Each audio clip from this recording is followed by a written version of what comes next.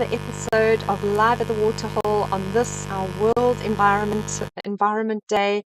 And I think it's going to be a great one. My name is Maxine Gaines, and I am looking forward to a fantastic episode with all of you. Please remember that this is live and interactive. So send through questions and comments. I'd love to chat to you all. Really looking forward to today. And what a way to start, a rhino on World Environment Day at Mantis Founders Lodge. And for those of you that were watching the live drives this morning, what an incredible sighting of that leopard at Sandringham. I think Amy must be absolutely ecstatic to have broken the leopard drive there and be the first of the Wild Earth team to spot a leopard with Mpho. So that was really super exciting and fantastic that it could happen on World Environment Day as well. And here we have a beautiful zebra coming down to drink.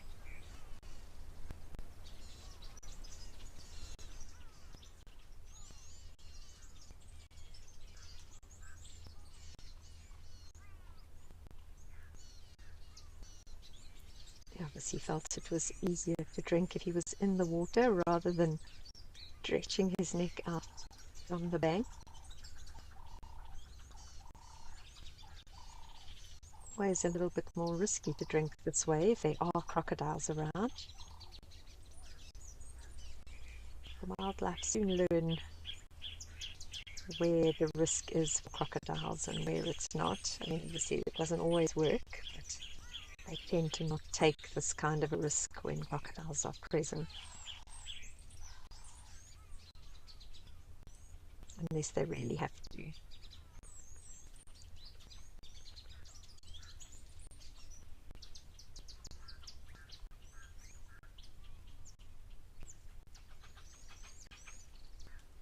can see the vigilance there in that zebra who's just had a drink.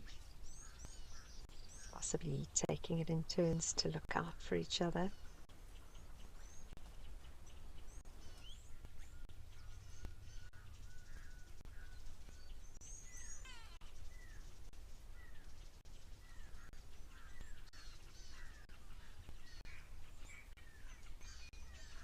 Oh, I can hear a pearl-spotted owl calling in the background. That's always lovely.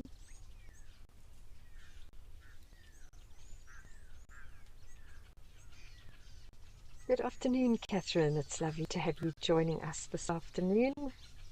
Fantastic to have you on board.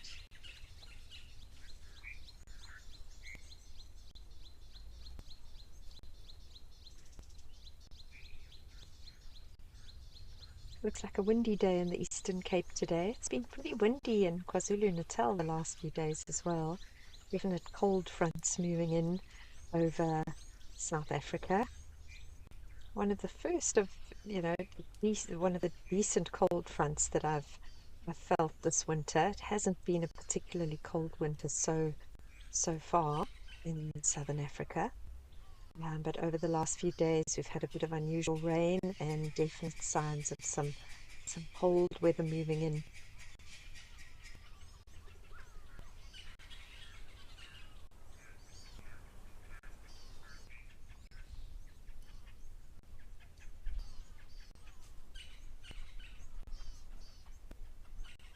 Okay, well, while these zebras stand vigilance over the waterhole, let's head over to Rosie's pan and see what is happening there.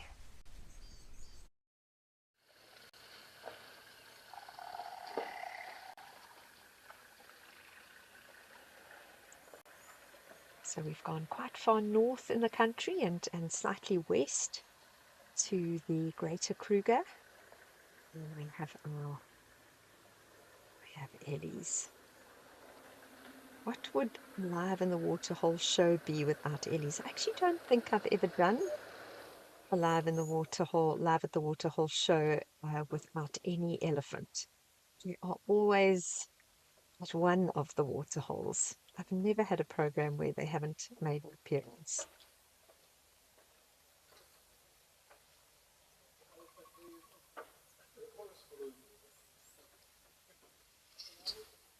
This looks like a group of fairly young ellies.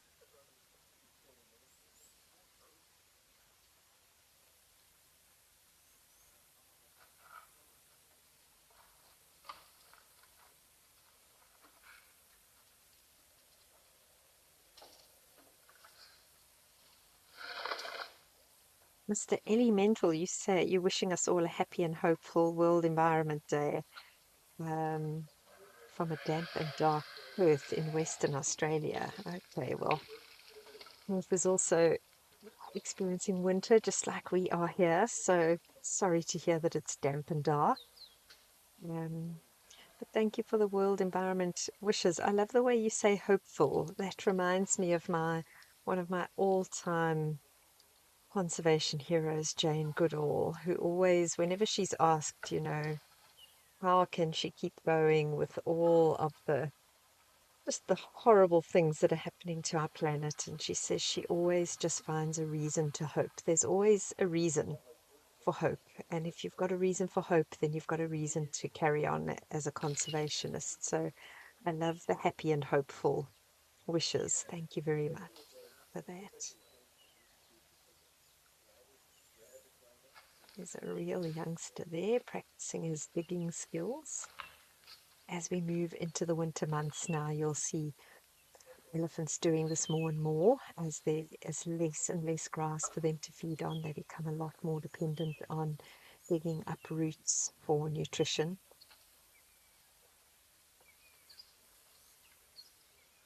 You're asking, what does World Environment Day mean to you personally as a guide working in the wild every day?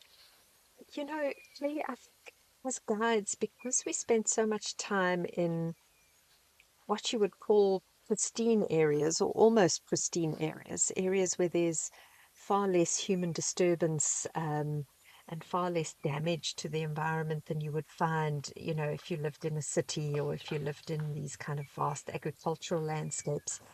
You sometimes forget, because you're in this amazing environment, you tend to forget that, there's a lot of bad stuff happening to our planet, and sometimes we also need reminders that, we need to take care of our environment as guides. We live in these amazing habitats, we work in these amazing habitats, but we still need to be aware that our actions have consequences. And, even the smallest thing like trying to reduce the amount of plastic that we use in our daily lives, or trying to make sure that the chemicals that we use in our homes and on our bodies are environmentally friendly, that we need those reminders. And it can be easy to forget all of that when you live and work in these incredible environments. And so a day like World Environment Day just kind of brings it to the fore in your mind and makes you challenge yourself again and say, what am I actually doing? Yes, I'm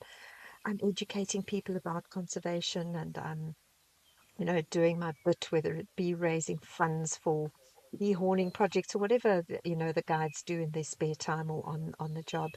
Um, but we need to be aware that we can always do more, and these days are great reminders of that for us. So we need those reminders just as much as anyone else does. Mm. Nikita, you're asking how much water does the average elephant need, and do they need less in the winter? Nikita, I would say that they probably need more in the winter, and the reason that they need more is because there's less moisture in the food that they eat. So, because they have less moisture in the food that they eat, they need to actually drink more.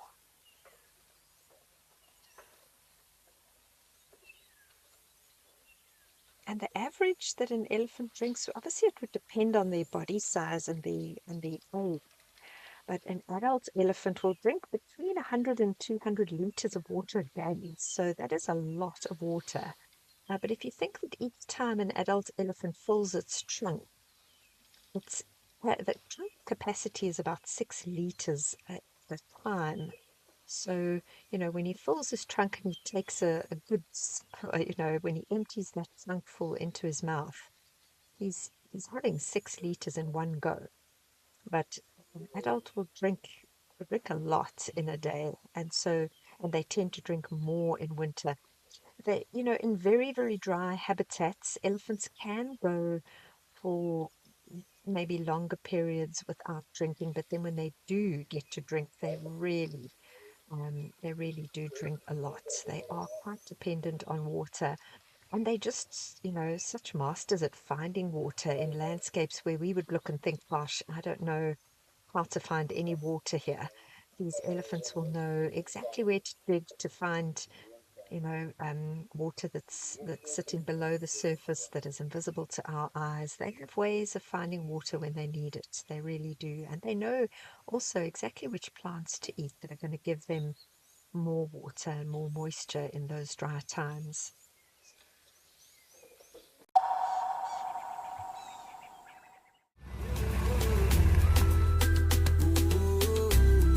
My name is Amy, and today we're going to be doing things a little bit differently.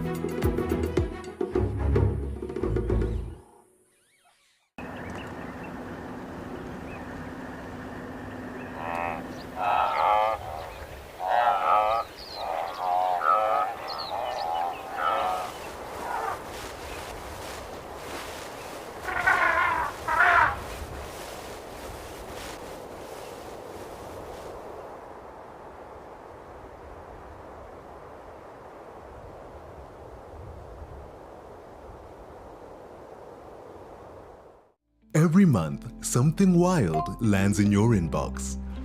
From rare sightings and behind-the-scenes secrets to expert stories, seasonal changes, and exclusive travel opportunities, the Wild Earth Journal is your free monthly mailer, packed with the magic of the wild straight from the field. It's fun, it's free, it's full of surprises. Sign up now on the Wild Earth website.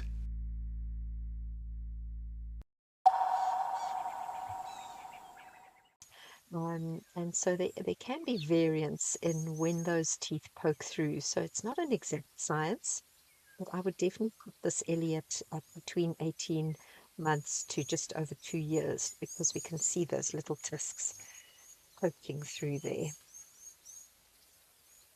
Spencer, you're saying you know that some insects benefit from elephants breaking down branches, but do any animals benefit from elephants digging holes?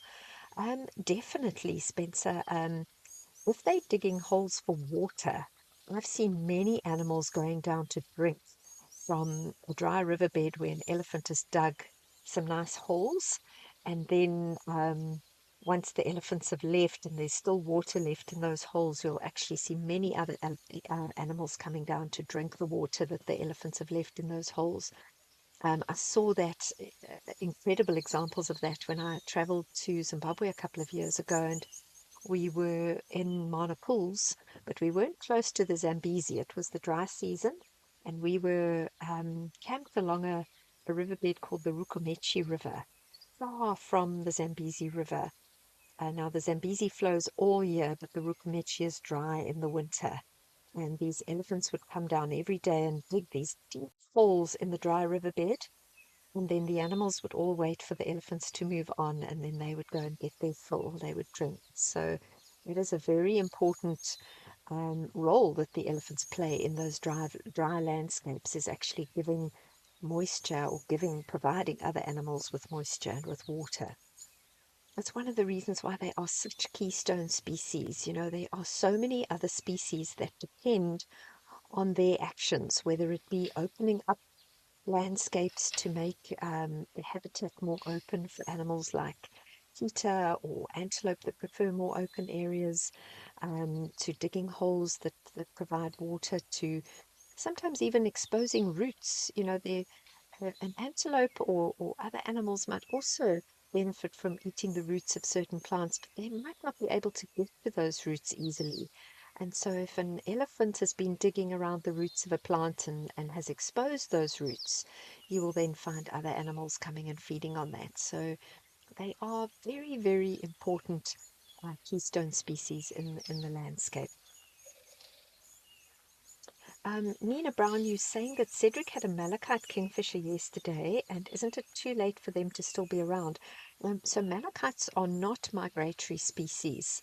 They can be a little bit nomadic because they are very water dependent.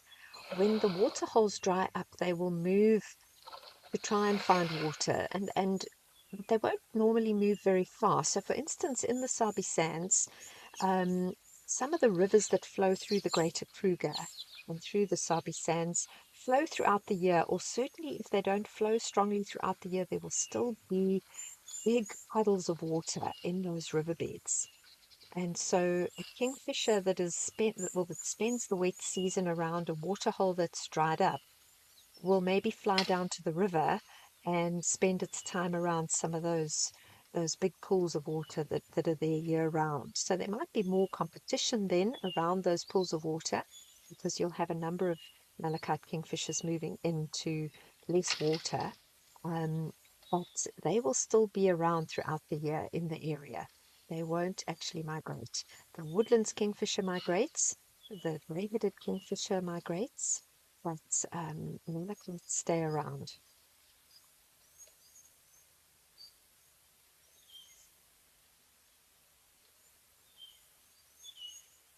Alex, you're asking, do longer grasses have longer water retention? I'm not sure I'm understanding your question.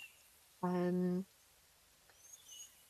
grasses can store water in their roots a little bit, and they do store water in their kind of above ground mass. But what you find in winter, when that grass dries out, even if it's very long, if it's gone from green to brown, there's very little moisture left in that grass, no matter whether it's long or short. If that grass is brown, it basically means that the top or the above ground portion of the plant has died. And so there's almost no water left in that above ground portion.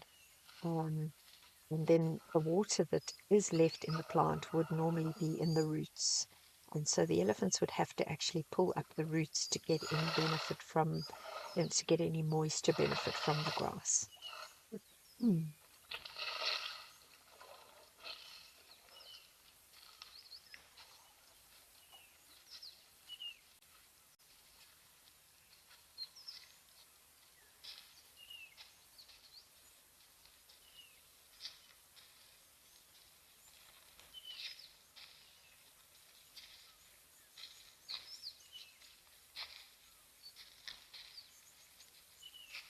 So lovely just hearing his footsteps as he makes his way around.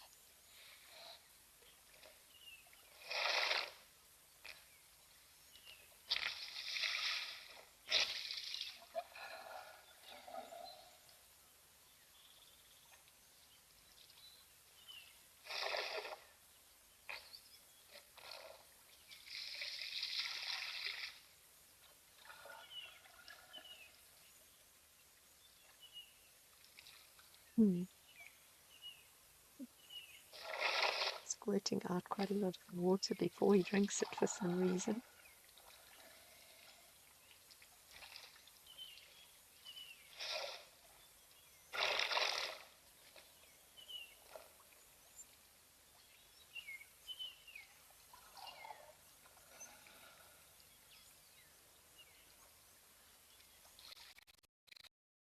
really is a very wintry landscape when you look at that, all the browns and winter colors, excuse me.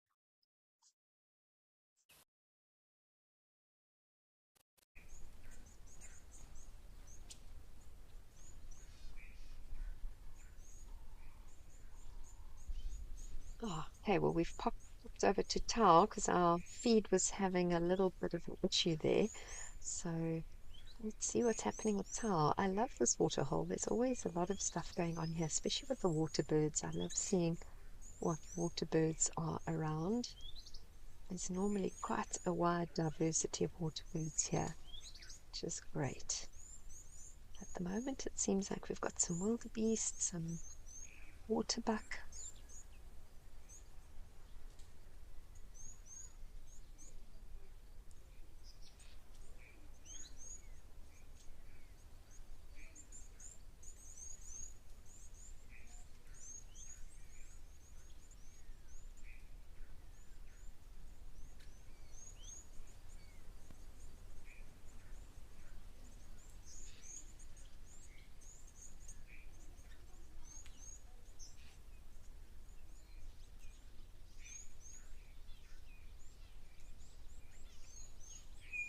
Looks like either a moorhen or a crake in the background there, or a couple of moorhen. That's lovely to see.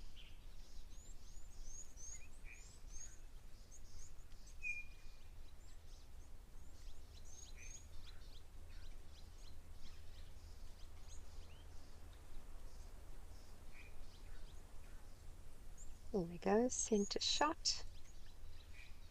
Always quite easy to tell at a distance from a crake because of the white in the plumage there. The black crake is completely black.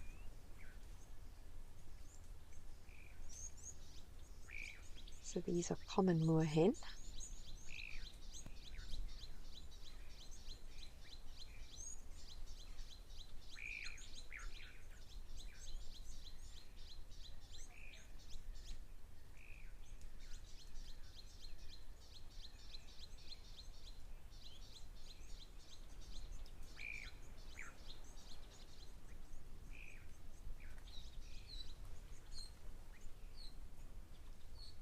So Greg, you're asking how droughts affect birds. And I think it depends on the species of bird. I think for most parts they have a negative, most birds have a negative effect on them, especially birds that are dependent on water. Droughts can be devastating to their populations. They can't breed if there's no water. And obviously most birds that you find around water depend on water for their food. So they would have to migrate or move around nomadically to try and find water. For some birds, it can be a good thing, though. Things like vultures in droughts where you have a massive die-off of your herbivores, um, it then means that vultures have more food. So it depends on the species of bird as to whether droughts are good or bad, but certainly I'd say that it's negative. It has a negative effect for most birds. Insectivorous birds would have there'd be very bad consequences for insectivorous birds during drought because insects require vegetation to breed, and with drought the vegetation dies back. So generally it's droughts have not very good effects on those bird species.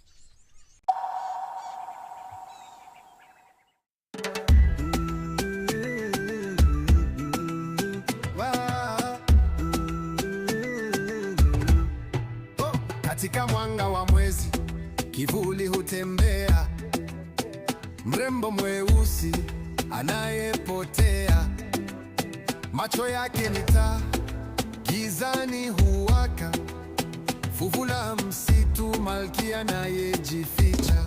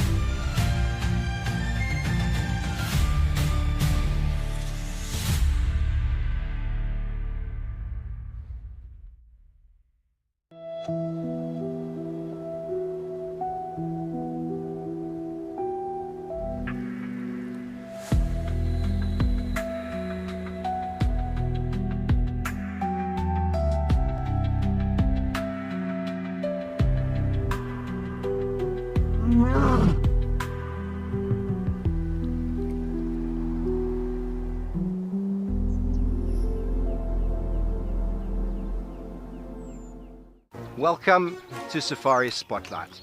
We'll be And you pretend like you're a salesman, eh? Got no idea what's going on in this reserve. Expecting the unexpected. Are we stuck down there? What am I trying to do? So we have another giant of Mabula. That was incredible. This is unbelievable. It's going to be a spectacular afternoon.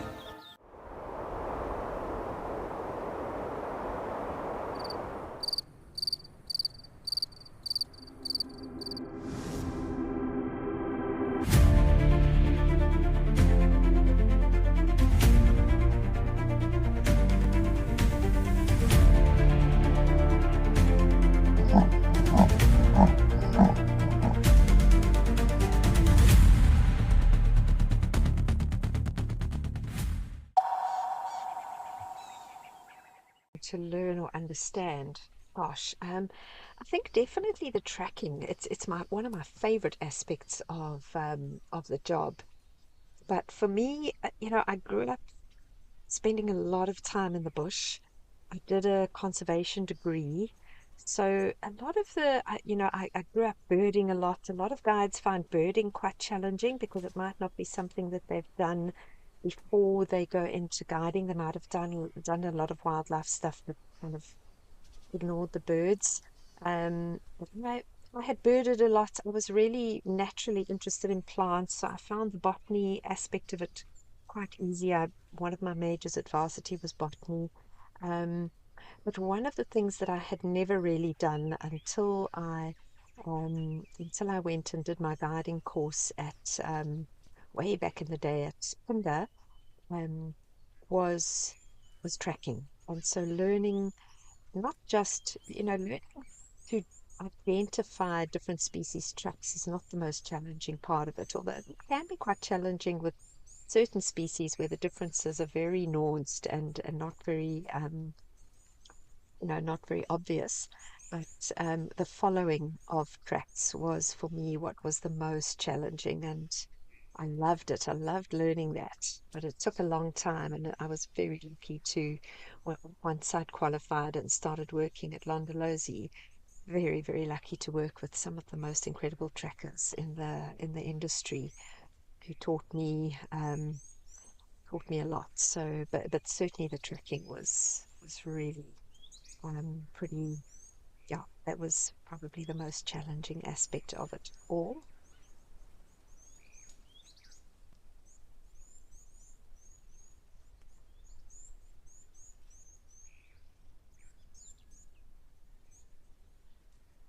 It's definitely, for me, maybe it's because it's so challenging. I just find it so rewarding and so interesting. I love, you get guides that just move around from one sighting to the next, going to other people's sightings, and I never wanted to be a guide like that. I wanted to find my own stuff. It's just so much more rewarding when you've worked for it and found it yourself, or been part of a group of, say, 3 guides that are working an area and looking for the tracks. It was one of the great things about working where I did, was that the teamwork was phenomenal. So, you were never allowed to be more than 3 guides working on one set of tracks at a time, and that's quite practical because most sightings you don't allow more than 3 vehicles at a time. But if there were 3 of you that were interested in finding leopard and you were working the tracks together, it was so great to be discussing on the radio who's checking where, and I've seen tracks going here and I'm going to follow up on foot. So, okay, well, I'll go around to the next road and check. But it was just lovely teamwork and just great detective work. I love the kind of detectiving aspect of it as well. So yeah, tracking is definitely one of my favorite parts of the job. Sunray, you are asking, where is there a stage where algae have really bad effects, and what happens when it gets to that point? Definitely, Sunray.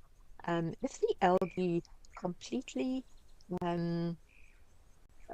cover the surface of the water, then what happens is that they block the sun's rays from getting down to the lower levels of the water. And in the lower levels of the water, you are going to have other algae and other plants growing. But once the sun's rays are blocked and they can't get through to those lower levels, photosynthesis can't happen in those lower levels. And so plants that are growing down at the bottom start to die. And when they start to die and decompose, they actually remove oxygen from the water. And so you get this oxygen deficit in the lower levels of the water, which is really, really bad for life in the water. So having algae on the surface of the water is not a bad thing. If it completely covers the surface of the water for any length of time, it can cause an oxygen deficit in the lower levels, which is really bad. So you don't want that to happen. Dolly, you are saying, what is the average lifespan of a crocodile in the wild? Gosh, it's long. I mean, crocodiles can live well over 100 years. I'm not sure what the average is. Let me see if I can find an average for you.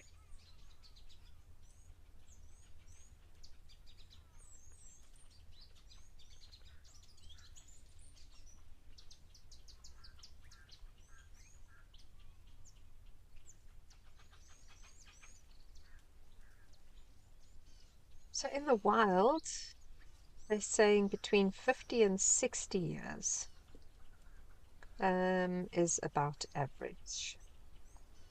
And 70 plus in captivity is average, with records of them living over 100 years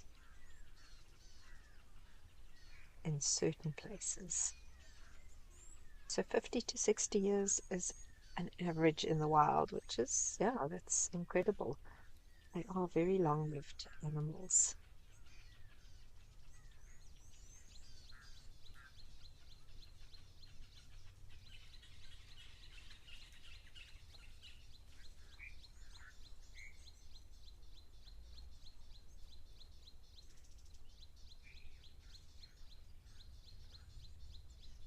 That male waterbuck is not wasting any time, even though he's resting. He's decided to have a little munch while he's lying down. It's quite cute. Some blacksmith lapwings walking around in the ground there.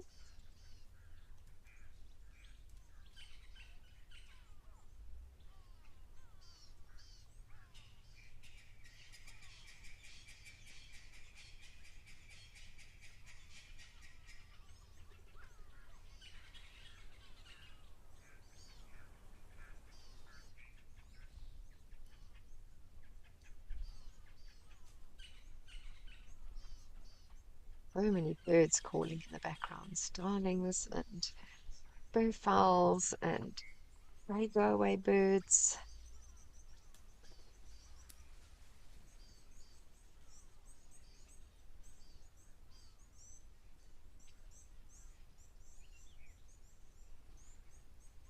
Some wildebeest also grazes, so there definitely must be grass in amongst all those other kind of herbivorous plants that we can see there.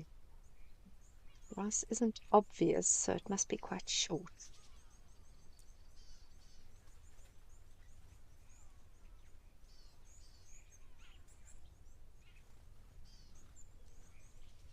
There's the little moorhen again, popping his head up, his or her head up.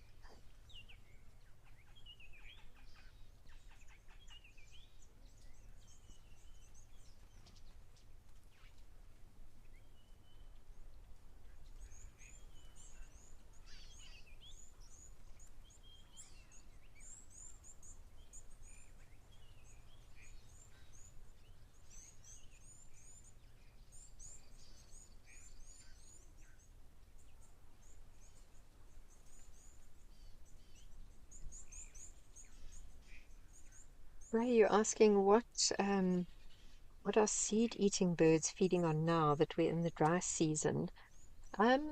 So a lot of plants, the seeds stay on the plant for quite a long time after summer has ended.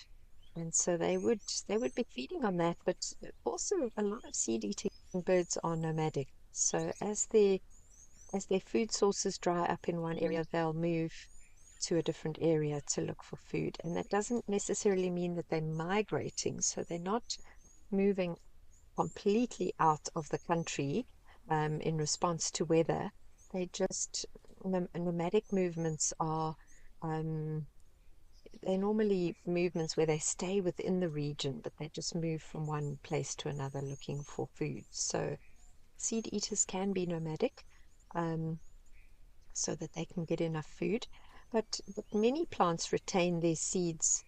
Remember that the seeds don't always form at the beginning of the summer. The seeds actually take a while to form. So the plants resprout in the early summer, and then it has to be pollinated, and then the seed has to slowly develop over the summer after the plant has been pollinated. And so you tend to find many plants have their full seed load at the end of summer, moving into autumn. And then, those seeds will be retained on the plant through a lot of winter. So there won't be no seeds on in the winter. Beautiful heron here. Looks like a green-backed heron. But it's a juvenile. You can see the white spots on that green-backed heron, indicative of not an adult bird.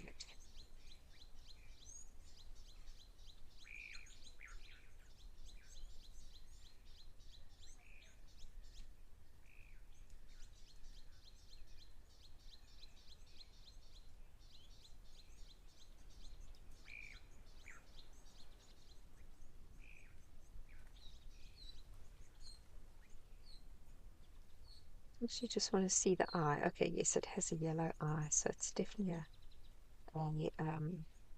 striated or green-backed heron juvenile. The juvenile of the black-crowned night heron can look quite similar to the juvenile of a striated heron, but the black-crowned night heron has a red eye, even as a juvenile, and this guy's got a yellow eye, so we know that it is a striated heron.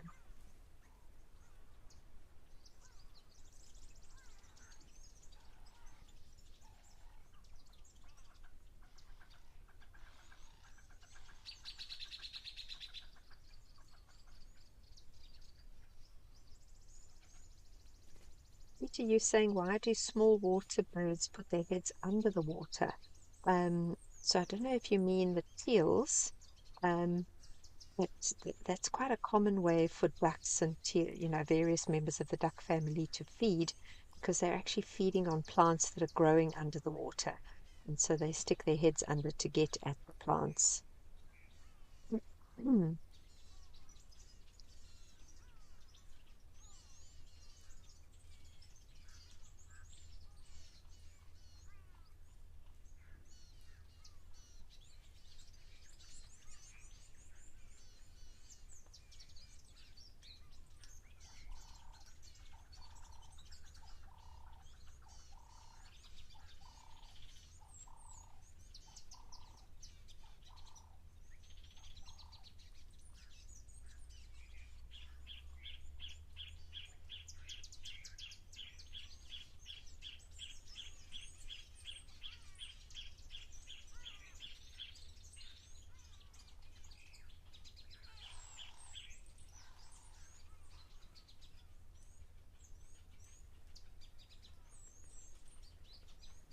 Oh, there's a lovely grey heron as well there.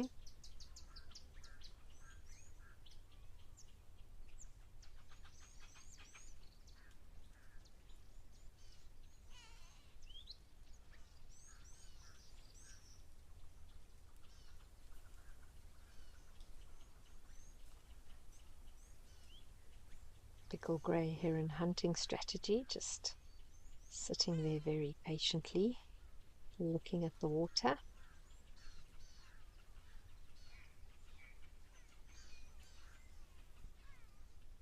He'll go closer to the water if he sees any movement, but then he also, even if he's got his feet in the water, he tends to just stand really, really still and wait for fish to come close to him,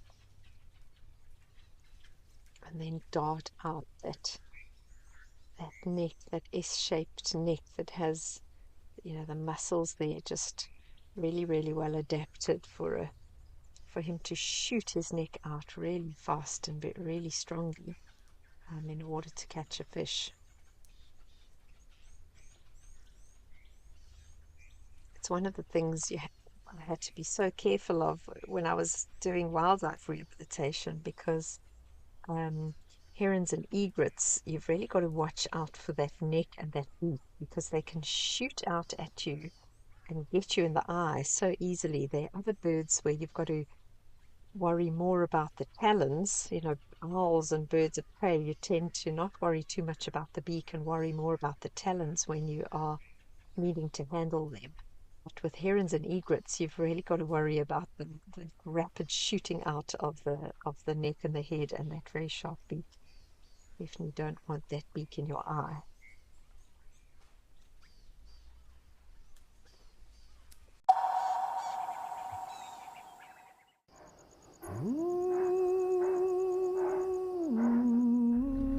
Now this leopard that we're looking at is known by the name of Hlalamba.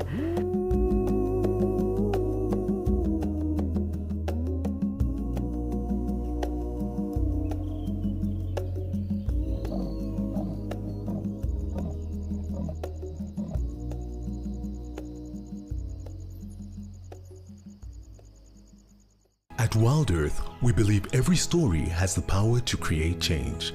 That's why we've launched the Wild Earth Impact Foundation, a non-profit dedicated to conservation and social impact. By showcasing conservation stories, we can change lives, protect nature, and empower communities. We have partnered with Empowers Africa to accept tax-deductible donations from US donors. Your donation will help fund critical programs that support our mission. Join us and be part of the change. My full name is Cedric Leslie Dold. I grew up mostly here in the Lowveld. I grew up here pretty much on the southern side of Kruger National Park, a place called Marlow Park, for most of my years. Something surprising about myself, I did play drums in a band for many years. Best sighting I presented, we found Hlalamba and the two cubs, and the cubs are just way big.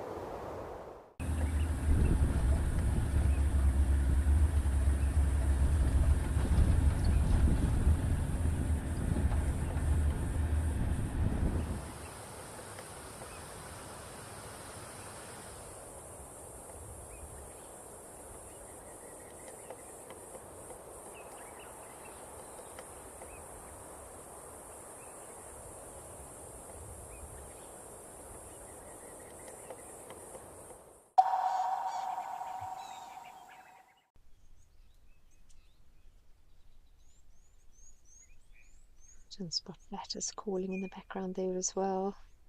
This is such a popular waterhole for all the bird species. Oh, and what a lovely herd of waterbuck.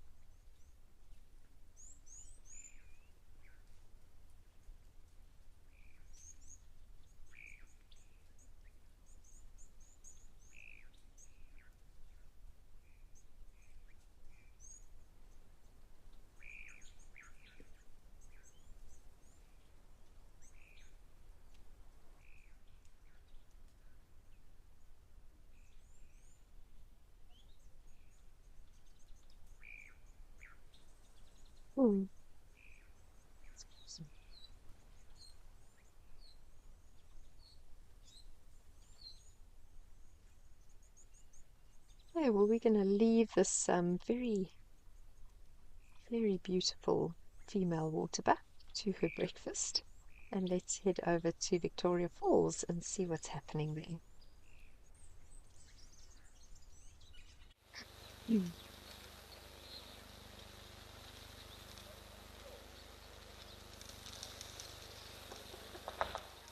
Oh, lovely group of kudu coming down to drink. Oh, they look very alert. Something startled them.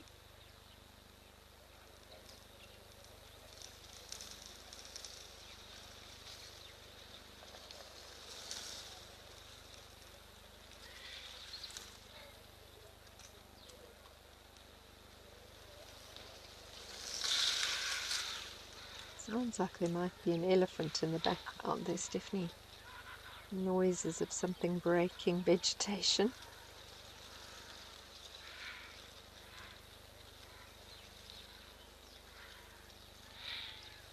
That female is having a good look at the crocodile in the water there. Ears pricked in the direction of the crocodile.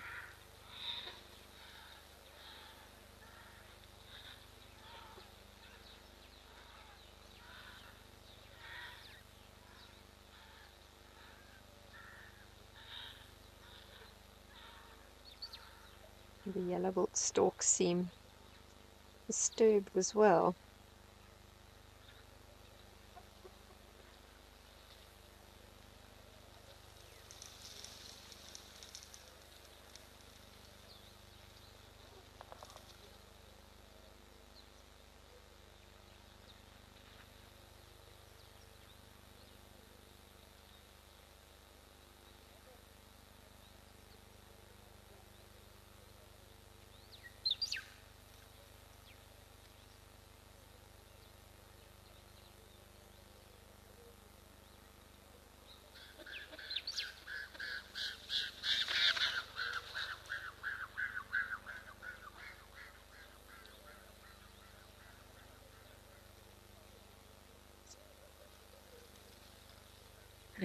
The kudus.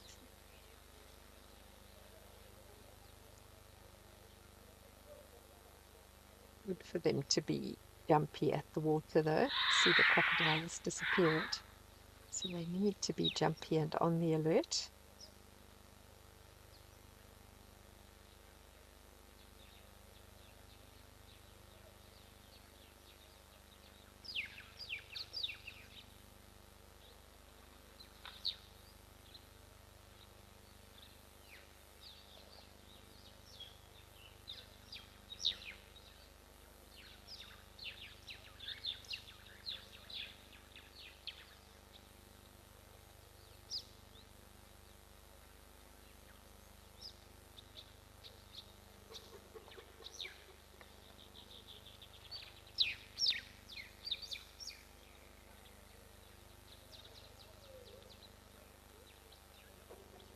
Sounds like some baboons in the background there.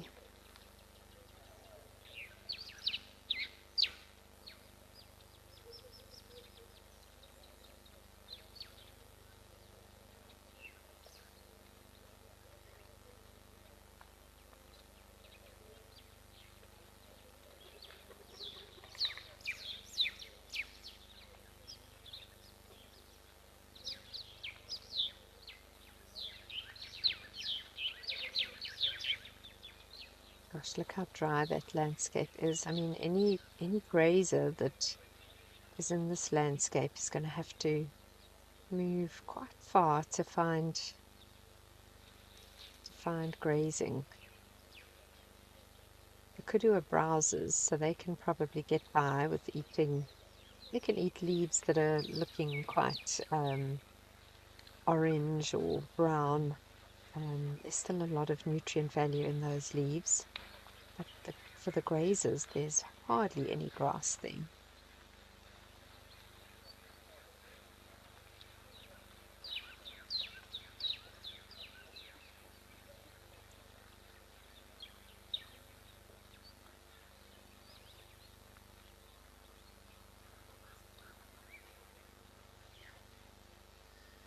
Kate, you're asking if crocodiles have a hunting strategy. I think their strategy generally involves being invisible. You know, if they are hungry and they really are wanting to hunt, they're going to spend a lot of time almost completely submerged with just the nostrils and their eyes popping out every now and then in the hope that whatever's coming down to drink is not going to find them, or not see them, should I say.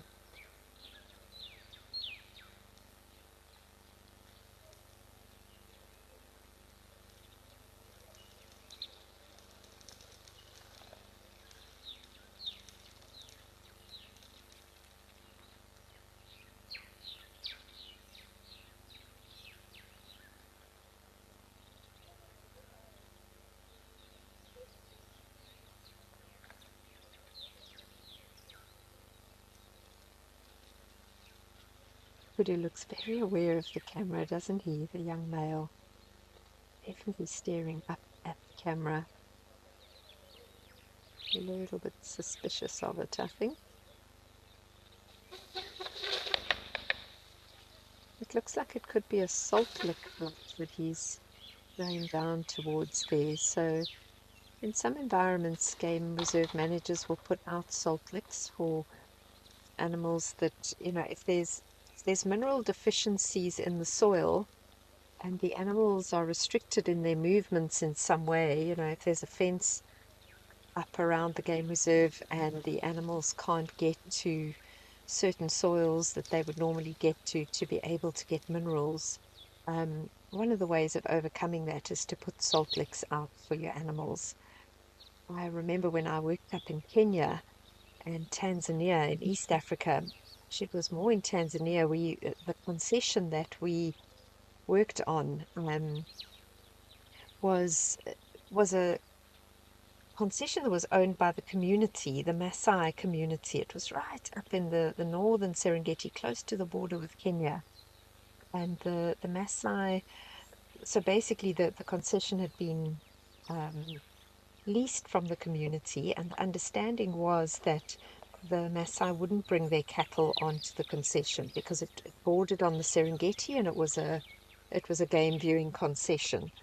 The one place that they asked us to be lenient was where there was a known salt lick, which was quite close to the boundary, and so they asked if they were allowed to bring their cows in just following a specific route down to the salt lick and then back out again, because there wasn't another salt lick in the immediate area. And so the one place on the concession that you would see Maasai bringing their cows down was at the salt lick. And these salt licks are really important for the animals. So not only would you find Maasai with their cows there, but you would often find, you know, just a full aggregation of different game coming down to lick the soil around these salt lick areas or these mineral lick areas. And so in areas where game's movement has been restricted by fences, it is quite important to provide minerals for the game.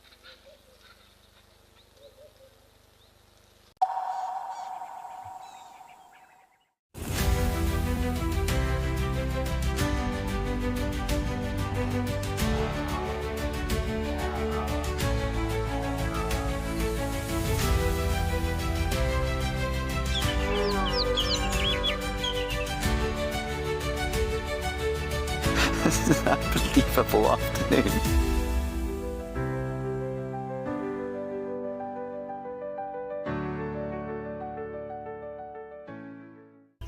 South Africa's wild places are closer than you think, because Federal Airlines brings them to you. From the calm of our FedAir lounge to the smooth boarding of our trusted fleet, we take care of the journey so you can enjoy the adventure. Our flights go beyond the ordinary, connecting you to South Africa's most remote and extraordinary locations. Federal Airlines, your gateway to the South African wild.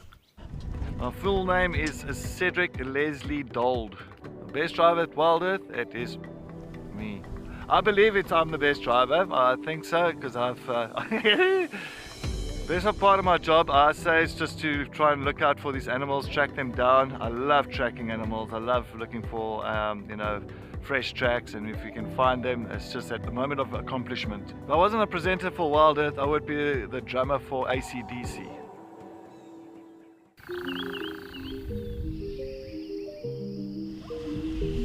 This is what they call a shambi, a family, a whole herd of elephants. But nature is beyond amazing. Nature is just everything. We'd love to hear from you. Questions, comments about biology, Africa, safari. She's using her tail like a monkey.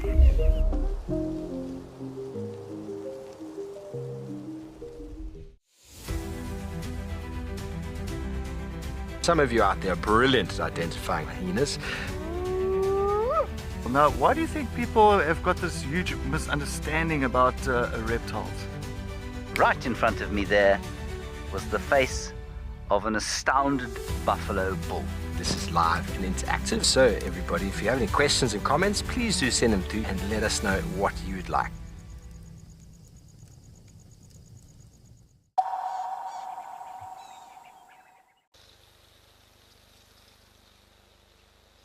Hey, well, talking about East Africa and Kenya and Tanzania, let's head up to Oldonyo and see what's happening up there.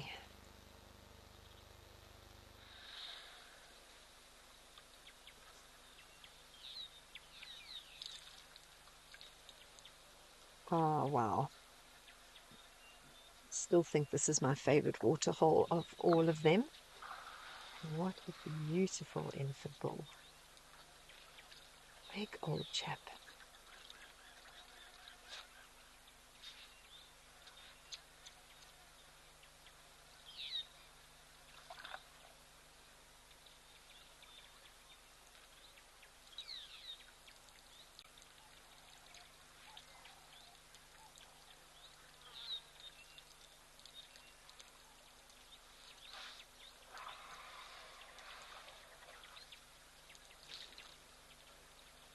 Mervyn, you're saying what are some factors that might bring a new species into an area? That's an interesting question, Ivan. So the only way I can answer that is more, well, is really looking at it from a birding perspective. It's not often that you will find new mammal species kind of pitching up in an area. But certainly with birds, you will often get these vagrants that suddenly appear. And obviously, for obvious reasons, birds can fly and they can cover much larger distances than mammals, and so, or than land mammals or terrestrial mammals. Certain ocean-going mammals can move the same kind of distances, but birds do that on a regular basis, and occasionally you will get these vagrants that arrive that are just not supposed to be in an area. It's normally, so there's a few things that can be happening there. Either really bad weather conditions, so a bad kind of a tropical cyclone or a really bad storm which has blown a bird off course. So a bird that's been flying or migrating that has been blown of course by these strong winds. Or sometimes you get something called reverse migration, where instead, a bird that's at the equator that would then maybe normally migrate north, for some reason its internal compass gets messed with and it migrates south instead of north, and so you get these northern hemisphere birds appearing in the southern hemisphere where they really don't belong. So those would be two ways that you can have a completely new species suddenly arriving in an area. The only other way that it can happen is if there's a species that's been overlooked and suddenly scientists kind of pay more attention to that particular group and they realize, oh gosh, but hold on, this what we thought was a X species is actually not. It's a different species. I know there's just recently been an example of that with rain frogs in South Africa, where I think the is it the bulbous rain frog? There was a species, or there was a population of what was assumed to be bulbous rain frogs in an area in KwaZulu-Natal, and when they did some digging and had a better look at this little group of what they thought was bulbous rain frogs, turned out to be something completely different, and so it's now being classified as a new species, and I think it might be called the Boston rain frog. Don't quote me on that, I might have the name wrong. But certainly, if you look up the kind of recent news on rain frog species discoveries, you'll see that there's been a new species of rain frog discovered quite recently. Actually, someone I know quite well, Nick Evans. He's someone who's very knowledgeable on snakes, and a lot of kind of Durbanites will call him for snake. If there's venomous snakes in their houses or gardens, they'll call him to come and remove them. He's incredibly knowledgeable on snakes, but I think he was quite instrumental in finding that new species of rain frog. So that's another way that you can have a new species suddenly arrive in the area. It was there all along, but it's just been overlooked. And then suddenly you realize, hold on, this isn't what we thought it was. It's a new species. Sorry, we were having some issues with the cameras at Goldornio, so we've come back to Mantis.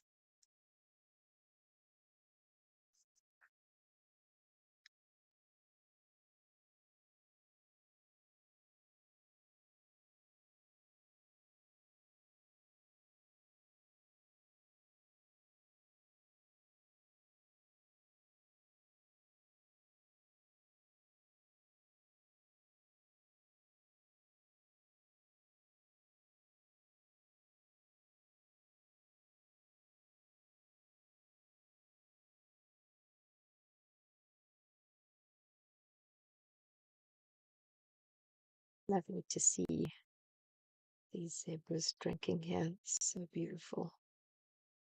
There's just something about a zebra. They are just such stunning creatures with their stripes. Oh, there we go. I'm not sure if you were also not hearing the sound, but I suddenly have sound back, which is great. Here we have our warthogs feeding in the background.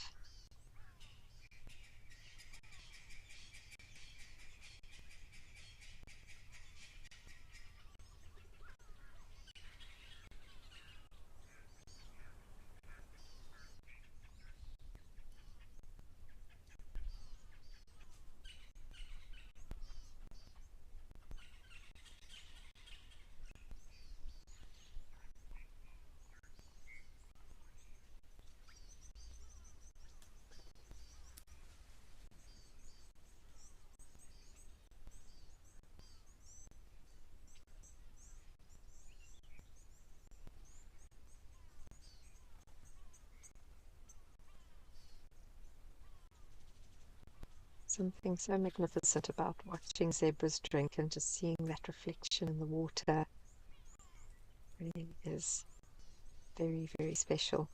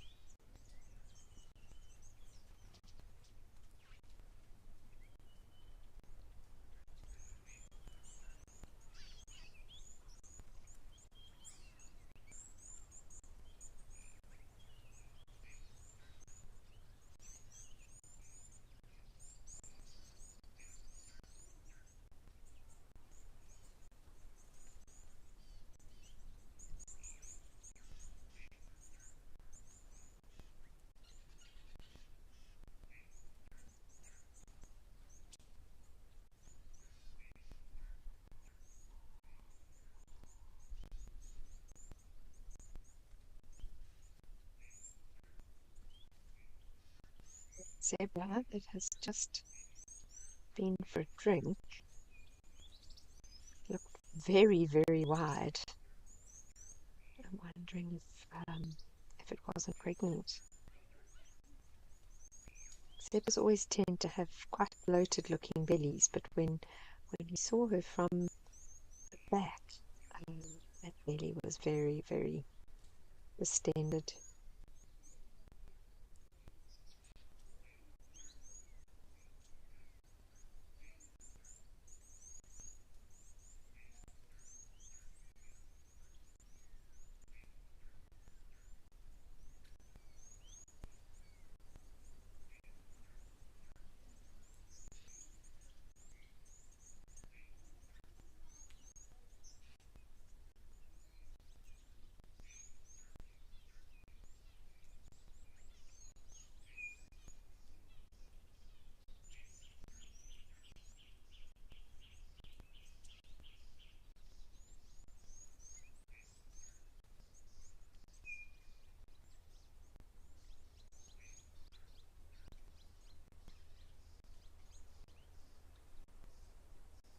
Sarah, you're saying what fascinates me about the wild? Golly, where do I start? Um, I mean, think for me, growing up, I grew up in a family where we went to the bush a lot. Most of our holidays were to the bush, predominantly to the Greater Kruger, but I did some amazing trips to Botswana and Zimbabwe and Namibia. Um, and yeah, just the bush was really important for me as a family. So, for us as a family. And so I grew up just knowing that the bush was always something that was part of part of me. It was something that I was always interested in from a young age. I think I was about 5 or 6 when I started saying to my parents that I wanted to work with wildlife. One stage I was thinking of being a wildlife vet, but I soon realized that actually, being able to observe animal behavior was something that interested me more. And being a guide was the perfect opportunity for me to do that, was being able to see animals in the wild doing their thing, and just be able to sit there and watch them and learn about their behavior. Animal behavior has always really interested me, and how you can use animal behavior to kind of speak to conservation issues. So from a very, very early age, I was fascinated by I was an animal lover. I loved being outdoors. My earliest memories is, working in the garden with my dad, birding. Um, so yeah, I think just everything about the wild has fascinated me, for as long as I can remember. If I had a choice as a kid, I was outside. I was, either digging in the garden for worms or looking for frogs or watching birds or riding my horse out in the fields and bird watching there. Just always, I was always drawn to the outdoors and hiking. We did a lot of hiking as a family, um, spending quality time outdoors in wilderness areas is what was important to us as a family. So yeah, I can't really say one specific thing that fascinates me at all. It all fascinates me. The wilder the area, the more fascinating I find it, and the more I want to be there. Deb Davis, you are saying the whole concept of migrating birds is so amazing. How can a bird travel thousands of miles and return to the same spot every year? Deb Davis, you've asked the real important question there, and I think most scientists don't really even know the answer to that. How they can know where to migrate and then come back to pretty much exactly the same spots. They obviously have a way of being able to find themselves relative to the various spots on the Earth's surface, and how they do that is quite phenomenal and is up for debate.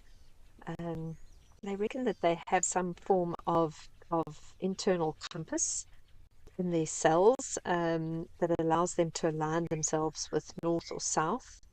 But how they can actually return to a specific spot year after year is something that even the best scientists haven't really been able to answer. It is fascinating, and there are many scientists doing research on this. And the research is getting better and better as the recording devices are getting smaller and smaller.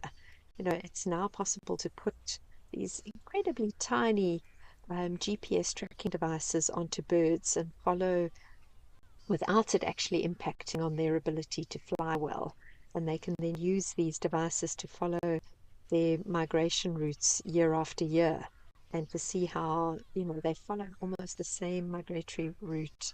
Answer as to how they do it is something that is still very much in the air. So any of you that are keen on the wild and looking to study something and keen on research, it's important research that needs to happen because no one really knows all the answers there.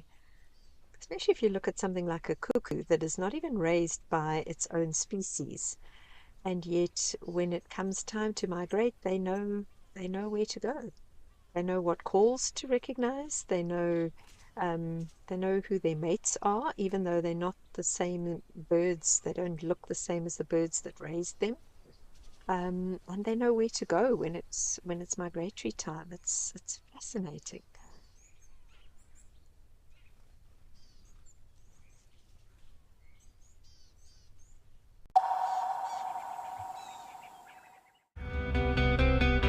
I feel it is a rosetted morning for us. So yes, let's see what we can find.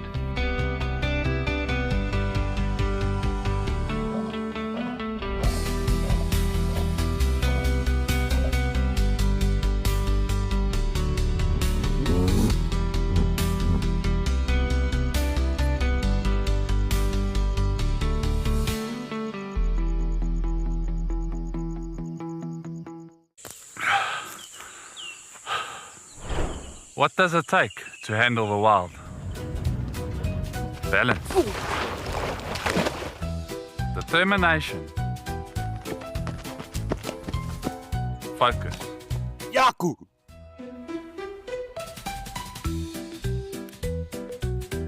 And gear that can take a beating so you don't have to.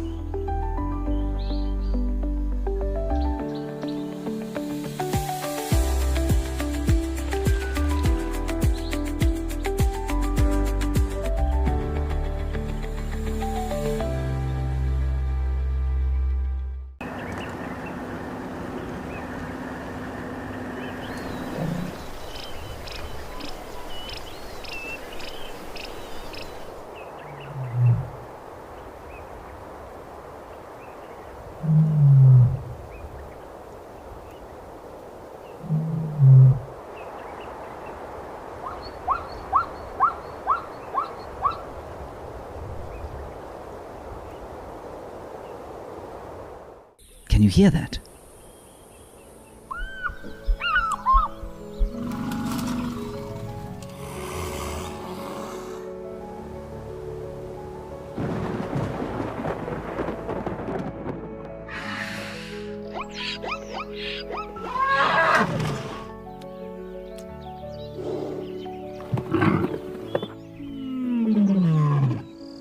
The wild is calling.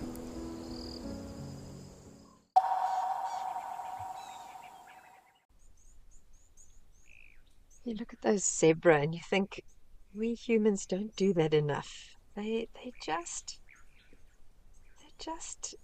not doing much. I mean, if you look at them, you think, well, they're not feeding, they're not drinking, they're just standing there. And it's almost, to me, looks like a form of meditation, just kind of being in the present moment, no distractions, not trying to find something to keep themselves busy. They're just actually enjoying a little bit of quiet time. I often see animals doing this, and we humans don't do it enough, especially in our modern age where our phones are kind of ever present in our lives. And whenever we have a spare moment, instead of just spending the time just breathing and thinking and mulling over things in your mind, or just meditating, we reach for the phone, and it's constantly scrolling and looking at the next thing. I think it's so bad for our brains. I think what these zebra are doing is something that's actually really important for most species, is just having that time to just be with no distractions.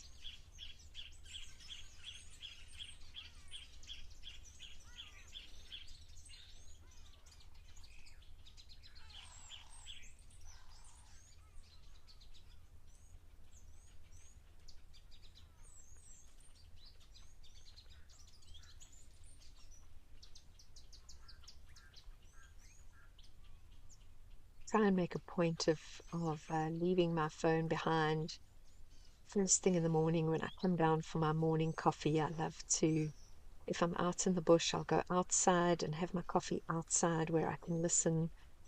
And I purposely don't take my phone with me, just have that time to just absorb the sounds that are happening around, and the smells, and just listen and just be. Try and do that every day, even when I'm not in the bush. I love having that first morning coffee and just using that time to just listen to my surroundings, and appreciate where I am and what's happening around me. I have the most beautiful little red-capped robin chat in my garden at home, and I always find that morning time with my coffee is such a wonderful time to listen to his song and just to appreciate him. And I think if I had my phone, and if I was kind of scrolling through Facebook or Instagram or something, I wouldn't have, I wouldn't give him that time to just appreciate him. So I think it's important for all of us to leave our phones behind every now and then and just be. Anyway, we're going to lead these zebras to their meditations, and I think we're heading over to Cal.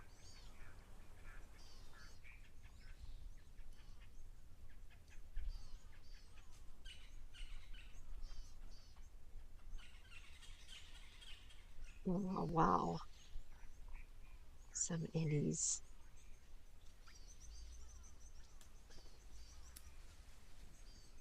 Look at the different coloration there of those ellies. You can see how some of them have obviously had a bit of a dust bath or a mud bath in the red sand, and others haven't.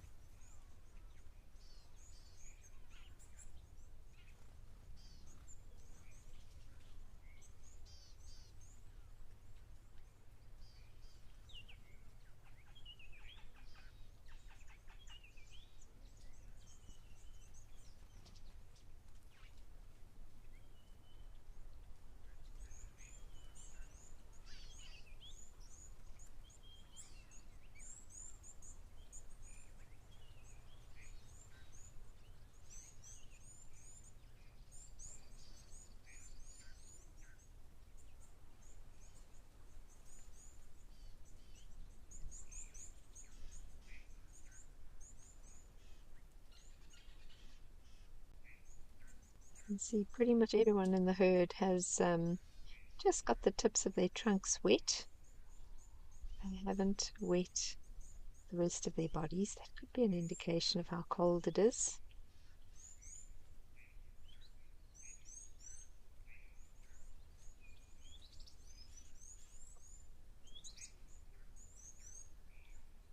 It's quite chilly here in KwaZulu-Natal today, and Kau is quite a lot further inland, and I would imagine quite a bit colder than our climate here, where our temperatures very much moderated by the warm Indian Ocean that flows past our coastline here in KZN. So even though it's chilly here, it's not nearly as chilly as further in the interior of the country at the moment. So the lilies look like they definitely don't need to swim today to cool down, just need to have a drink.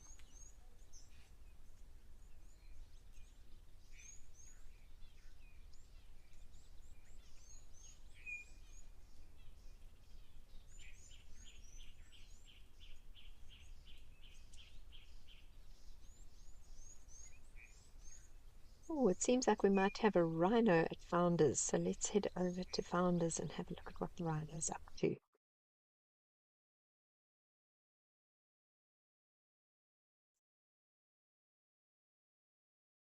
Oh, I think this is the same girl we see here quite rare. Oh gosh, we've got 3 of them.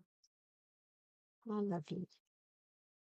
Cow and a calf, and probably an older calf of hers as well. So on the left will be the older calf, in the middle is her youngest calf.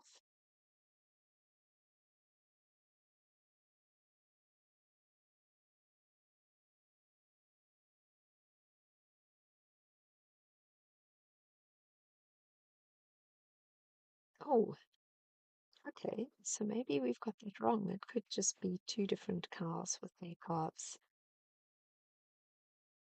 Yeah, that's what it looks like to me.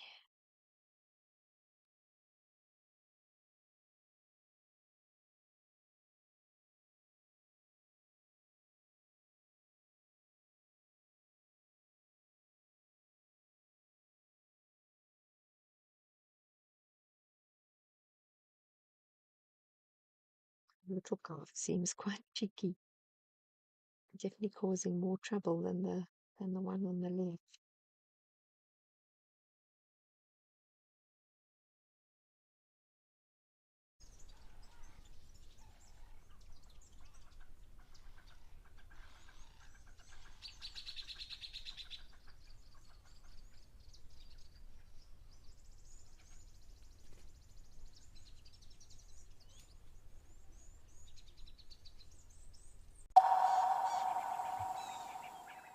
For years, we've shared virtual wildlife.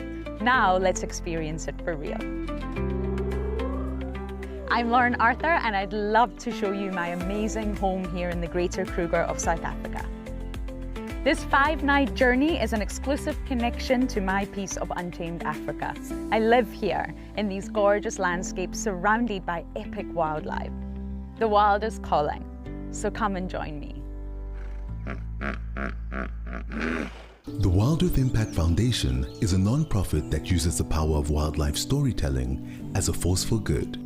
We create sustainable development projects that showcase conservation stories, empower people, and inspire environmental action. As a registered South African PBO, you can make a tax-deductible donation to the Wild Earth Impact Foundation. To find out more, visit our website. I get to wake up every morning and go out there and look for cats. I get to create my everyday safari for myself. I grew up in the sort of central eastern suburbs of Johannesburg, fully qualified trails guide and a fully qualified nature conservationist. I love the wild places. I love being in the wilderness. It's probably one of the best jobs I've ever had and probably ever could have.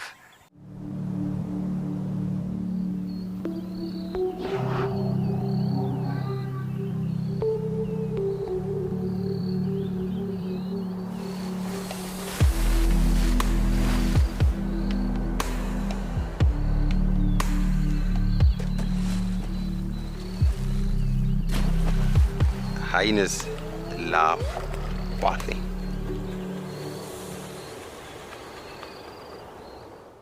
Out here, every wild moment counts, and as a wild earth explorer, you will not miss out. Watch the Wild Earth channel ad-free 24/7, and you can even rewind if you have missed out on something. Enjoy the behind-the-scenes video clips as well as fireside chat, or get the early offers on our travel experiences. It's the best way to stay connected and be part of the Wild Earth family.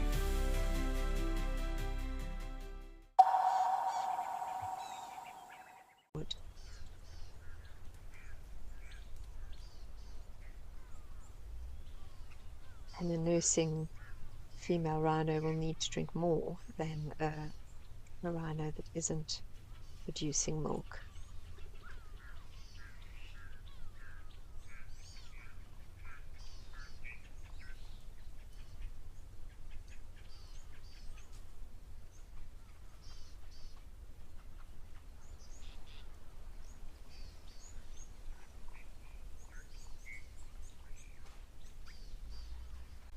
She also obviously needs to go off and find some grazing, because a white rhino is a grazer. So at this time of the year it can be tricky for them to find that balance. White rhinos are very dependent on water. They also need to move far from water sometimes to find enough grass to eat. So they can end up making long treks from their grazing grounds to their water holes in the dry season.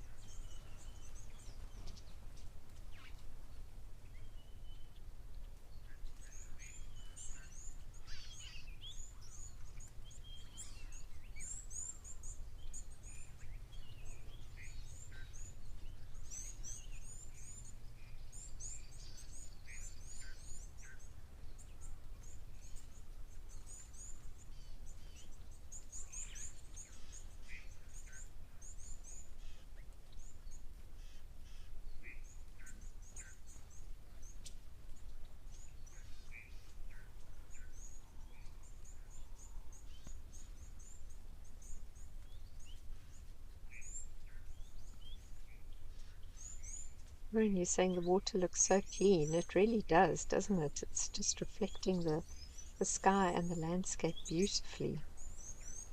Doesn't seem to be any kind of an algal bloom on this water either.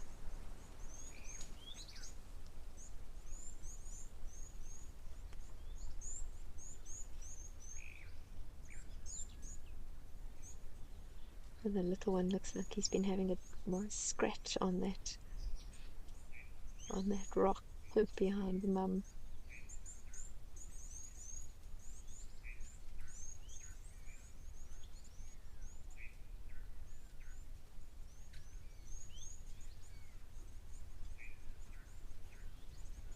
Oh yeah, look at that.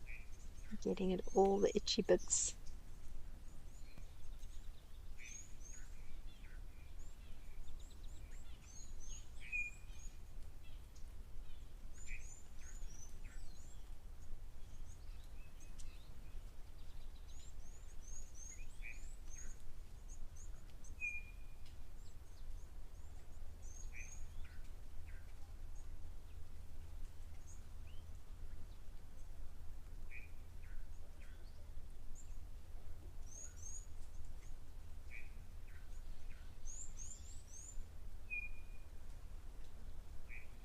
Okay, well, we're going to leave these rhinos to their scratching, and we're going to head up to Kenya and link to Lentor. Let's see what's going on there.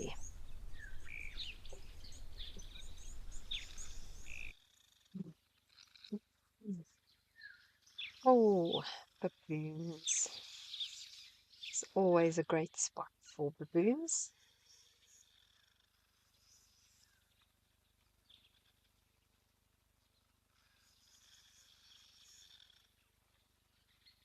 I just find baboons so entertaining. I just love it.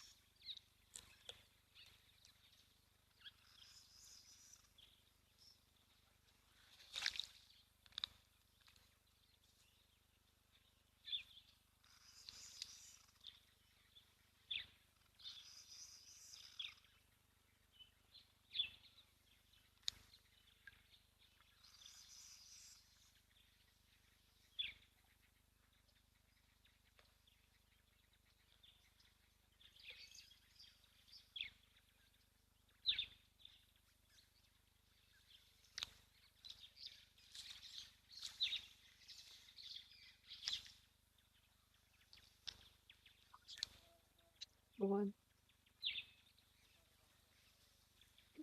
He almost looked surprised that the water was wet when he touched it with his hand.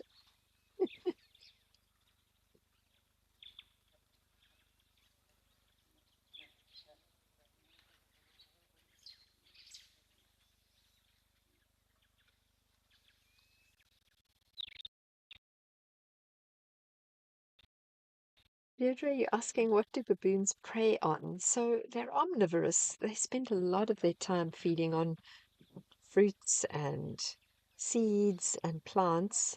But then they also, they will turn over rocks to look for insects or arthropods that are under the rocks, things like scorpions or any bug larvae that might be living under rocks. They'll feed on those. They will raid birds' nests if they come across them. They might eat the eggs or the chicks. They will even catch young antelope that might have been left by the mum. I've seen baboons catch and kill baby bushbuck before, and even baby impala. So they have quite a varied diet, and it can also, vary quite dramatically from season to season. When many of the trees are in fruit, like marulas, they will spend a lot of their time feeding on marula fruits, or the various fig trees that are around. They'll feed on those. Acacia pods have got very nutritious and very protein-rich seeds in them. So they'll open up acacia pods and feed on the seeds. So yeah, very, very wide and varied diet that these baboons have.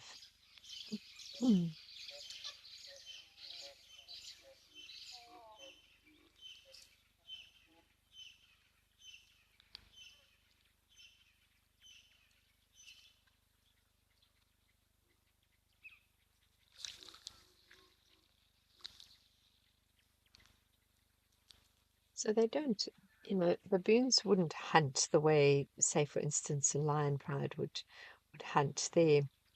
When they feed on meat, it's generally quite opportunistic. Um, as they're moving around, looking for insects or looking for fruit or whatever it is they're looking for. If they happen to come across, a baby impala that's been hidden by its mum, or a nest of some eggs that is not being guarded, they will feed on those items. But it's not like they go out of their way to look for those things. Mm.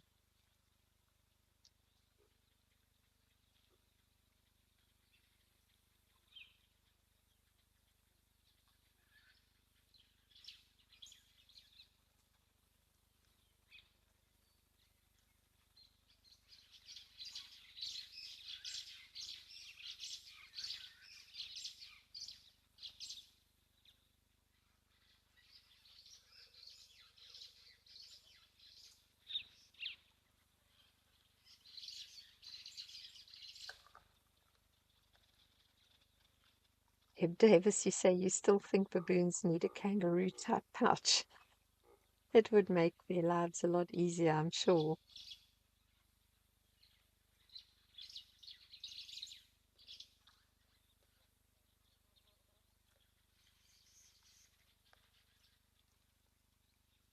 Sure, big mail that.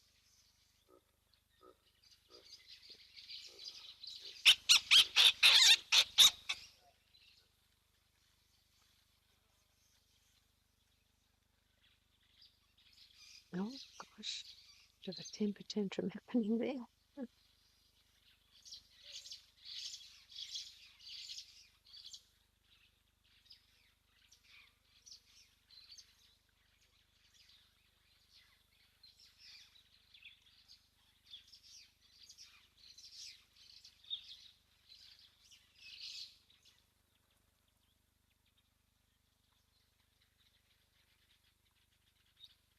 Hmm.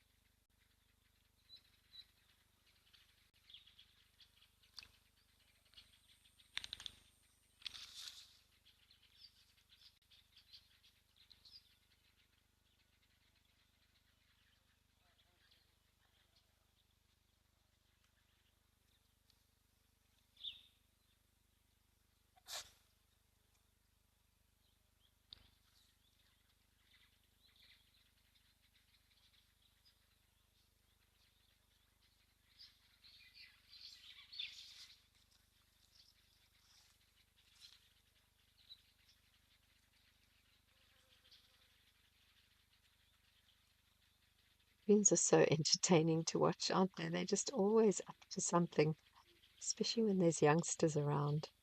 There's always something going on.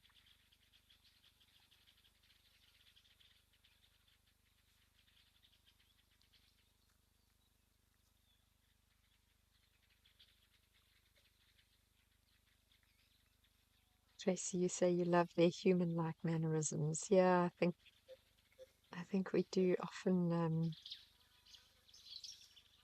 When we look at baboons, we kind of see ourselves in them in many ways.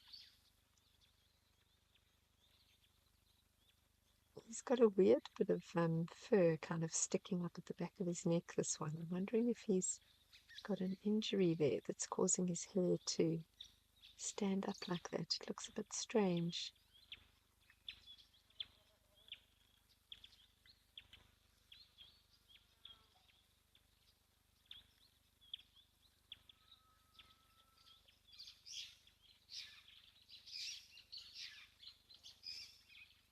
Yeah, seems like something's bothering him on the back of his neck. I think he might have an injury. The way he's shaking his head like that as well. Looks like kind of towards the back of his neck, maybe between his shoulder blades there. There's something not right. That hair shouldn't be sticking up like that. And the way he's shaking, or she, should I say, it looks like a female.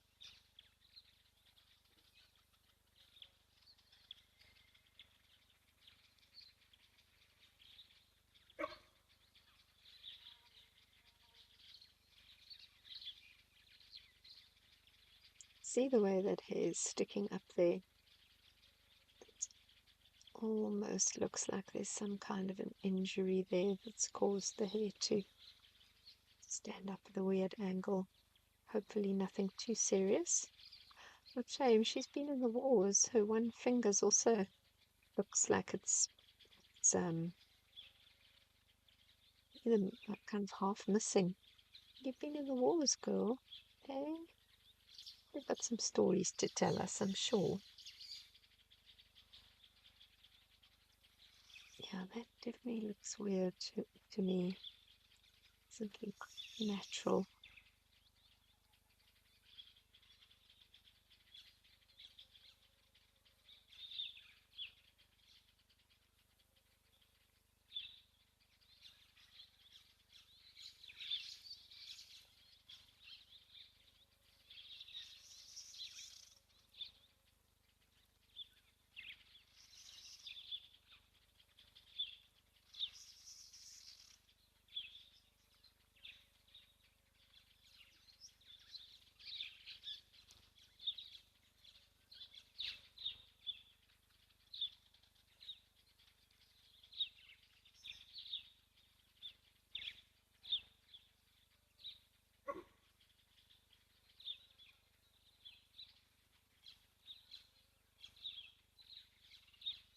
Obviously, being very sociable animals, they often end up injuring each other in kind of hierarchical disputes or disputes within the troop. But yeah, difficult to say what could have caused this girl's injuries. Well, certainly her right hand is missing a bit of that finger, and then injury on the back of her neck as well. So weird, what, on her right kind of upper arm, I'm not sure if that's an injury or whether she's got something stuck in her fur there. It also looks a bit odd. Could just be sticky seeds from some of the plants in the area that's caused the fur to mat together in that area.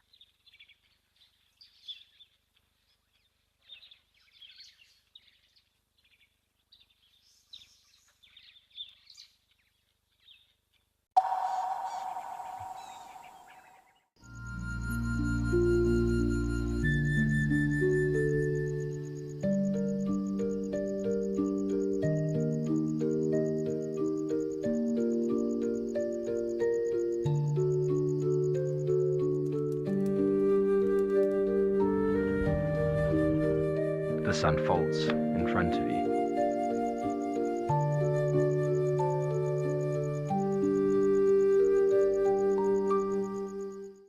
Wild Earth has launched a special fundraising drive for our non-profit, the Wild Earth Impact Foundation. We're raising funds to source, create, and showcase thousands of untold stories. Stories that spark real action in conservation and social impact. Visit our website to donate and explore how you can become a founding donor.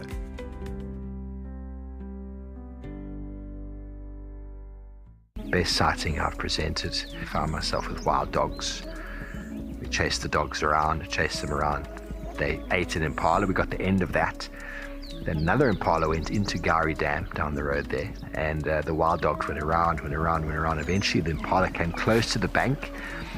One wild dog went and grabbed it and then just pulled it out and just did what wild dogs do. It was an emotional experience, but it was very, very special.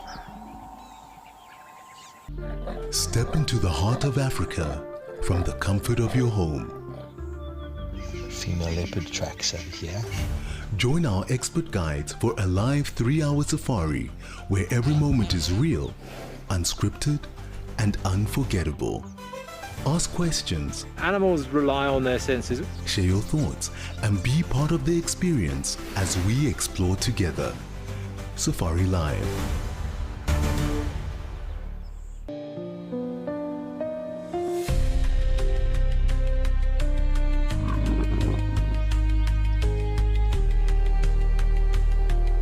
We are here with a male leopard.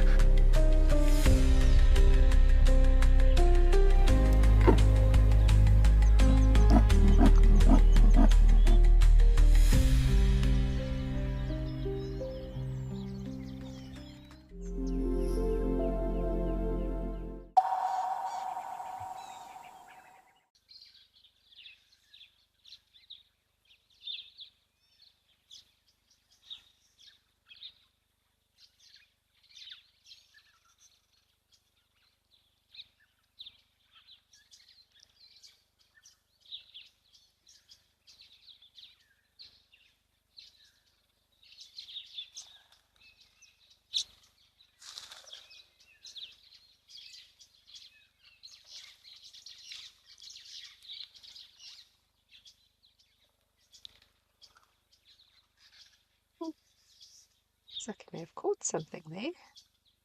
Certainly darted off very quickly. Well, if he did catch something, it was obviously small. Possibly some insects on the surface of the water. They do sometimes do that. Oh, he's having a nice drink.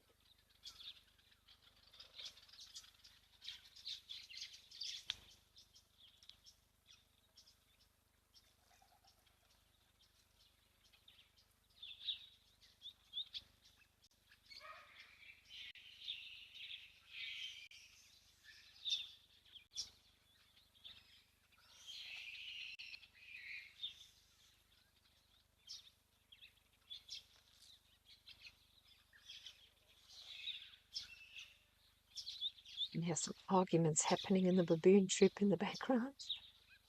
Lots of screaming.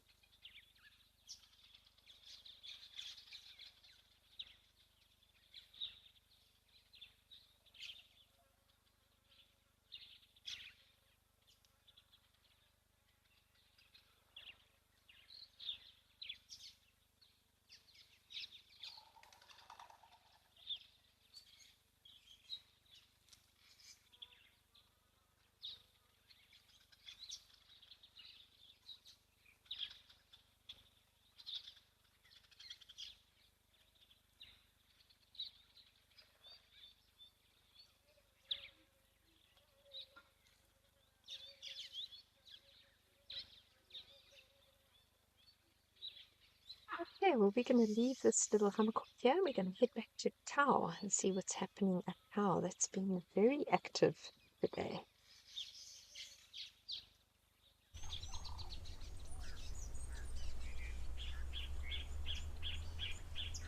Javin, he's saying you love the hummock hawk. There've been several around Jackie's and they make a strange sound. They do make a very distinctive and very strange sound.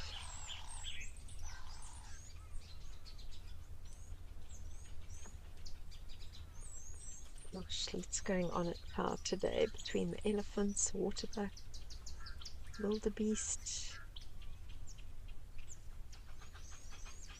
So amazing to see the color difference in those elephants as well. When you see the one Ellie moving in the background, he looks almost white compared to these ones here that have obviously been dust bathing in some red soil. The one in the background reminds me of elephants in Etosha, which really can look very, very white because of the color of the soil around the salt pans there.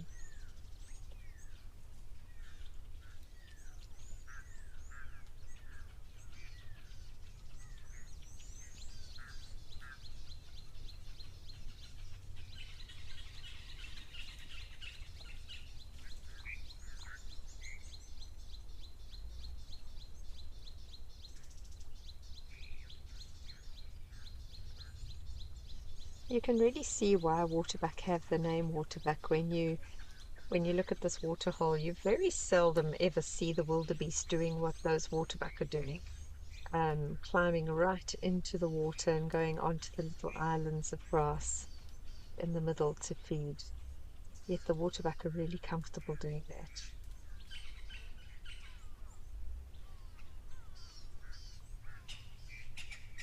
Beautiful big Eddie bull, this.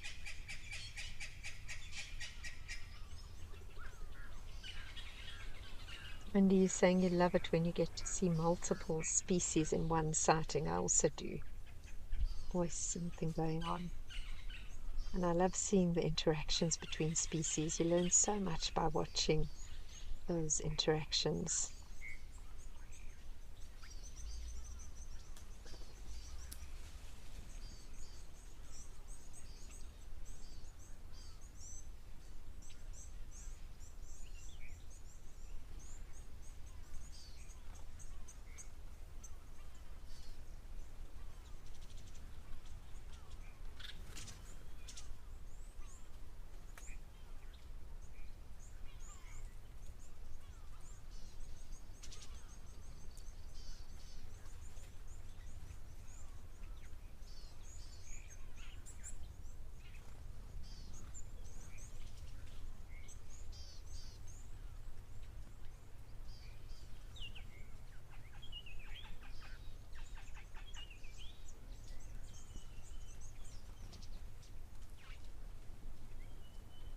It's a lovely view there of an easy way of sexing wildebeest. I don't know if any of you noticed that very blonde kind of forehead of the wildebeest there. She had her head down. That's a female. And the males have black all the way from their nose to their horns.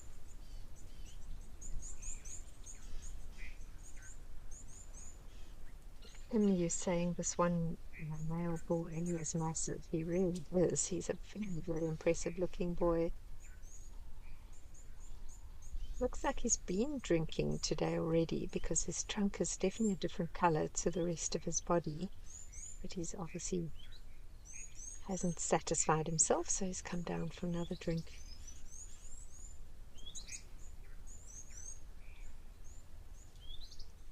Beautiful African spoonbill in the foreground there. Typical hunting behavior.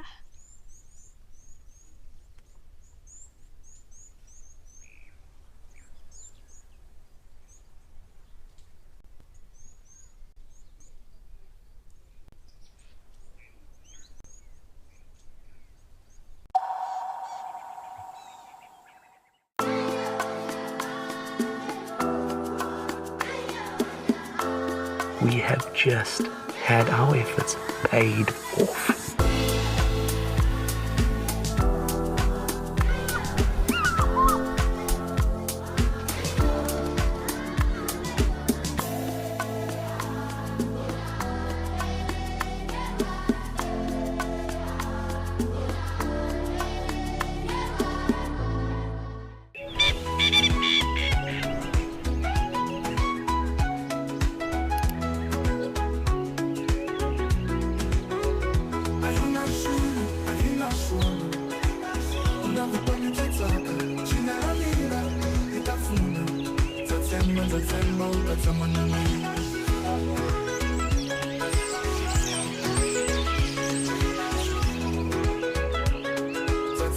utatsemba utatsama na mina.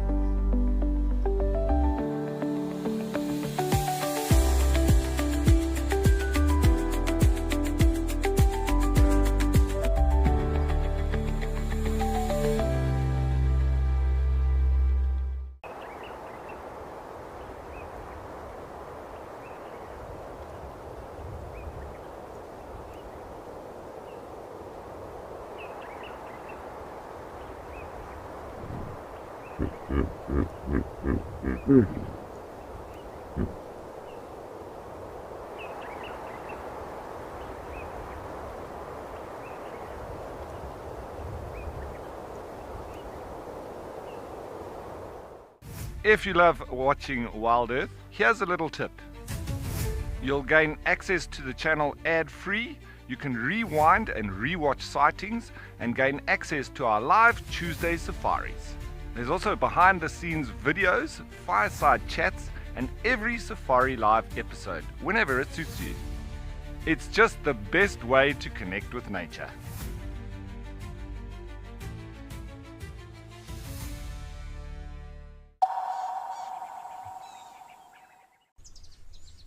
Magnificent bull water this is.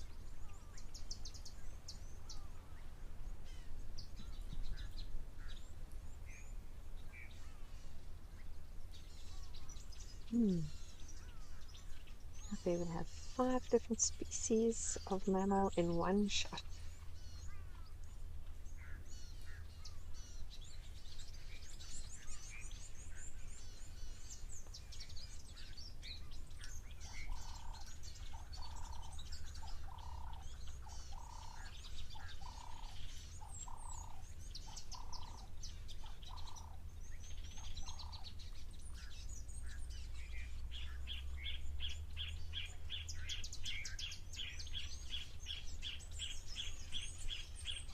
Looks like those warthogs have been rolling in the same area where that very light-coloured elephant bull gave himself a bath.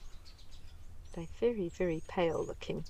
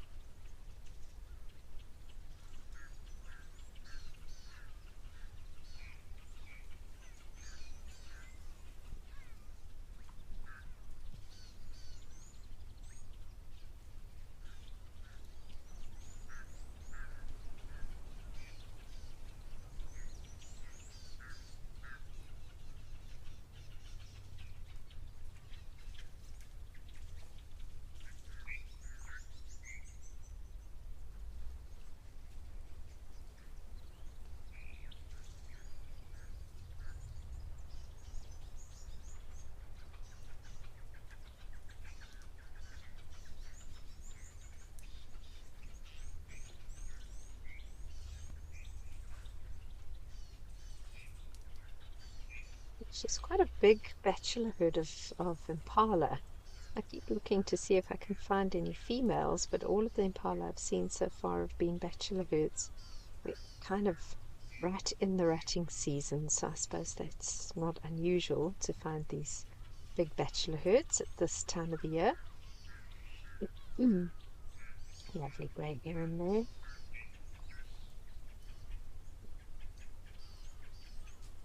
Jive, you say lovely backdrop at Tower. Yes, it is. I always love the backdrop there with the hills and then the plain kind of sloping down to the water. It's very special.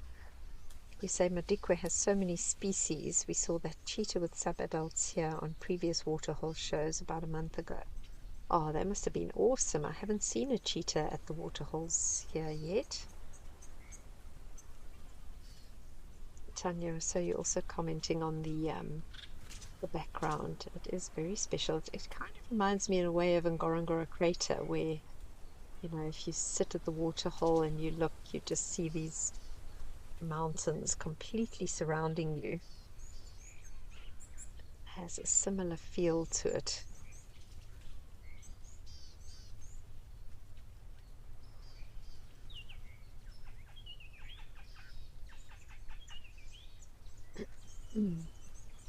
Gosh, I can't believe there's only 2 minutes left of the show. It's gone rather quickly this afternoon.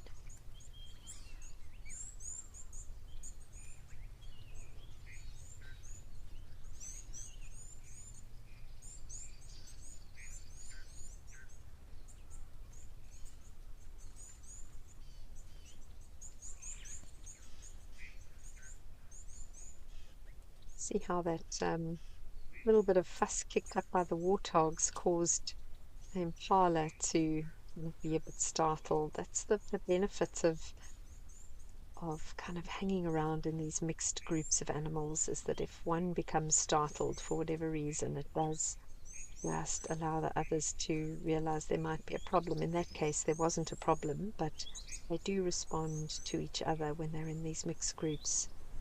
Which allows them to really keep an eye out for predators. Look at the difference in the color of those ellies. It's so fascinating to see, and that's not their actual color, it's just the sand that they've been wallowing in.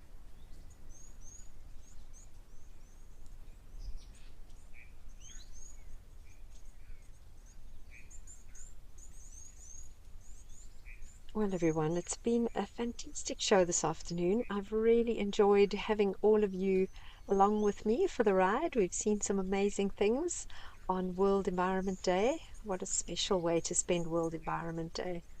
So I hope you all enjoy it further. Go and do something for the environment today. Make some small change in your lives that can have a positive impact. And thank you so much for joining me. Goodbye. See you next week.